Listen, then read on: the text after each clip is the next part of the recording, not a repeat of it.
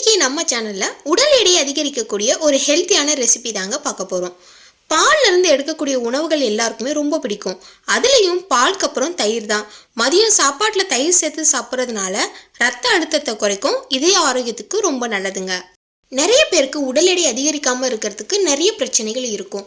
சில பேருக்கு பார்த்தீங்கன்னா ஒவ்வாமை, அது மட்டும் இல்லாமல் உடல் சூடு அதிகமாக இருக்கிறவங்களுக்கு என்னதான் ஹெல்த்தியாக சாப்பிட்டாலுமே வெயிட் ஏறவே ஏறாதுங்க. ஸோ இதுக்கு நீங்கள் தயிர் தினமும் உணவோடு சேர்த்து சாப்பிட்டுட்டு வர்றது ரொம்ப நல்லது.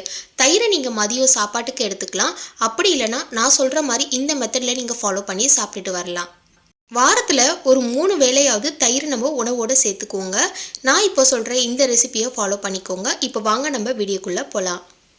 தயிர் தினமும் நம்ம சாப்பிட்றதுனால செரிமான பிரச்சனையை சரி செய்யும். வயிறு சம்பந்தப்பட்ட எல்லா பிரச்சனைக்கும் ஒரு நல்ல தீர்வாகவே இருக்குங்க. உடலுக்கு தீங்கு விளைவிக்கும் பாக்டீரியாவை அழிக்கும் ஆற்றல் தயிருக்கு உண்டு. நோய் எதிர்ப்பு சக்தியை அதிகரிக்கும். தயிரில் அதிக அளவு பார்த்தீங்கன்னா கால்சியம் சத்து இருக்கு. தயிரில் கால்சியம் சத்து இருக்கிறதுனால எலும்பு ஆரோக்கியத்துக்கு நல்லதுங்க. தயிரில் கொலஸ்ட்ரால் மிகவும் குறைவாக இருக்கிறதுனால ரத்த அழுத்தத்தை கட்டுக்குள்ள வைக்கும்.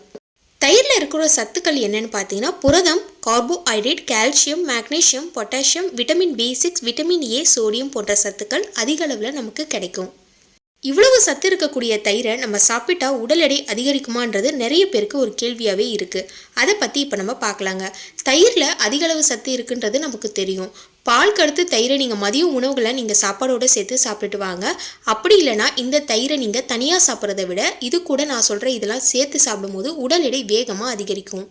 தயிர் ஒரு கப் அளவு எடுத்துக்கோங்க. இது கூட நான் சொல்கிற நட்ஸ் எல்லாம் சேர்த்துக்கோங்க. உங்களுக்கு எந்த நட்ஸ் பிடிக்குமோ எல்லா நட்ஸுமே நீங்கள் சேர்த்துக்கலாம். முக்கியமாக பார்த்தீங்கன்னா முந்திரி 5, பாதாம் 5, அக்ரூட் 5, அப்புறம் ட்ரை கிரேப்ஸ். ஸோ இது கூட 2-3 பேரிச்சம்பழம் சேர்த்துக்கோங்க. இப்போ இது எல்லாத்தையும் சேர்த்துட்டு இது கூட உங்களுக்கு பிடிச்ச பழம் என்னவோ அதையும் நீங்கள் சேர்த்துக்கோங்க. நான் எப்போவுமே பார்த்தீங்கன்னா பனானா சேர்த்து தான் சாப்பிடுவேன். சில பேருக்கு வாழைப்பழம் பிடிக்கலைன்னா நீங்கள் உங்களுக்கு பிடிச்ச ஃப்ரூட்டை நீங்கள் சேர்த்துக்கோங்க. இதோடைய இனிப்பு சுவைக்காக பார்த்தீங்கன்னா கண்டிப்பாக நீங்கள் வெல்லம் சேர்த்துக்கோங்க. அப்படி இல்லைனா பனை வெல்லம், இல்லைனா நாட்டு சக்கரை. இது எல்லாமே பார்த்தீங்கன்னா ரொம்பவே இயற்கையானது. இது கூட நீங்கள் ஒயிட் சுகர் மட்டும் பயன்படுத்தாதீங்க. அதில் எந்த ஒரு யூஸுமே கிடையாது. ஸோ இது எல்லாத்தையும் சேர்த்துட்டு நல்லா மிக்ஸ் பண்ணிக்கோங்க. இதை நீங்கள் காலையில் பிரேக்ஃபாஸ்ட்டாக எடுத்துக்கோங்க. அப்படி இல்லைனா இதை ஈவினிங் டைமில் எடுத்துக்கோங்க. நைட் இதை நீங்கள் ஸ்கிப் பண்ணிவிடுங்க, எடுத்துக்காதீங்க. இதை நீங்கள் ரெகுலராக ஒரு நாளைக்கு ஒரு வேளை இல்லைன்னா 2 வேளை கண்டினியூஸாக ஃபாலோ பண்ணிட்டு வாங்க. வெயிட் கெயின் ஆகிறத நீங்களே உணர்வீங்க. இந்த வீடியோ பதிவு உங்களுக்கு பயனுள்ளதாக இருந்துச்சுன்னா நம்ம சேனலை மறக்காமல் சப்ஸ்கிரைப் பண்ணிவிட்டு பக்கத்துலேயே ஒரு பெல் ஐக்கான் இருக்கும், அதில் ஆல் இன் ஆப்ஷன் கொடுங்க. அப்போ தான் நான் போடுற வீடியோட நோட்டிஃபிகேஷன்ஸ் உங்களுக்கு கூட நோட்டிஃபை ஆகும். நீங்களும் வீடியோ தொடர்ந்து பார்க்கலாம். தேங்க்யூ.